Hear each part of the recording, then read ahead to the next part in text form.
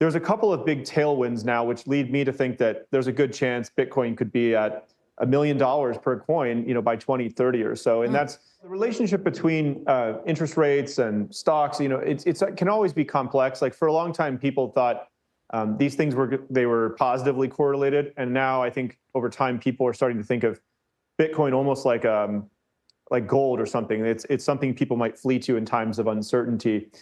So it's a hybrid between those two things. But I try not to get too caught up in the short-term trends. What I try to do is look at the long-term trends. And there's a couple of big tailwinds now, which lead me to think that there's a good chance Bitcoin could be at $1 million per coin, by 2030 or so. And that's partly it's the regulatory clarity that's emerging. I mentioned the Genius Act, and now with market structure legislation, hopefully getting close, that could be a major moment.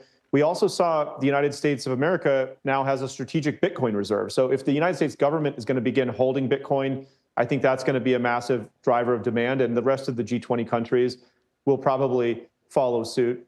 And then the last thing I'd say is that we saw recently the launch of the Bitcoin ETFs by a number of different firms, and Coinbase is actually powering 80% of the custody for those that are out there. But we're seeing a ton of institutional money continue to flow into Bitcoin now that these ETFs are live. So there's a lot of positive tailwinds for Bitcoin, and I think that there's never going to be more than 21 million Bitcoin ever made in the world, and lots of pools of capital still haven't gotten access to it. So that tells me this thing has a long way to run.